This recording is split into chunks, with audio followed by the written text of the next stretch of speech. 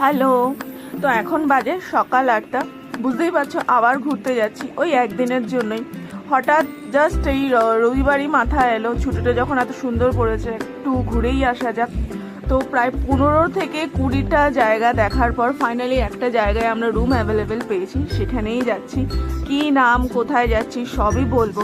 তার আগে চলো বেরিয়ে পড়া যাক। বেরোতে বেরোতে 9টা বেজে গেল।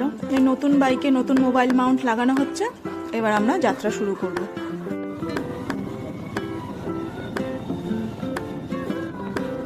আমরা বেরোবো আর বৃষ্টি হবে না, এরকম তো হয় না। যতক্ষণ বাড়িতে ছিলাম 1 ফোঁটা বৃষ্টি হয়নি, যেই বেরোলাম ব্যাস শুরু।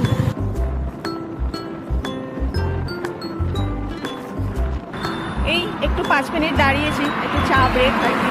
আর অনেকদিন যেহেতু বাইক রাইড করি না, কোমরটাও একটু ব্যথা করছিল। হুগলির কাছাকাছি আছে, এক্সাক্ট লোকেশনের নাম জানি না, ন্যাশনাল হাইওয়ের ওপরই দাঁড়িয়ে আছি। আর তো ম্যাপে বলছে 8 ঘন্টা মতো, মানে 8 ঘন্টার পরই পৌঁছে যাবো। তো পৌঁছে তারপর দেখাচ্ছি তোমাদের লোকেশনটা।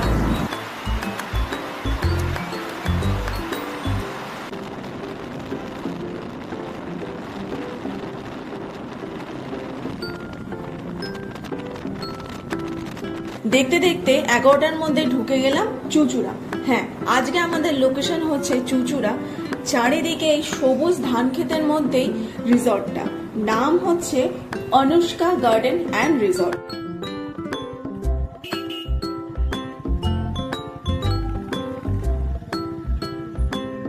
12টার সময় চেক ইন ছিল ঠিকই, কিন্তু যেহেতু আমরা আগে চলে গিয়েছিলাম আর রুমও রেডি ছিল, তার জন্য আমাদের 1 ঘন্টা আগে ইজিলি রুমটা দিয়ে দিয়েছিল।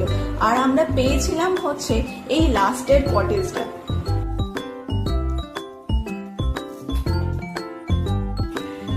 ঢুকে পড়েছি রুমে। রুমের সামনেই একদম পুল, যথেষ্ট বড়, কোনো অসুবিধা হবে না। এবার চলো রুমটা দেখাই।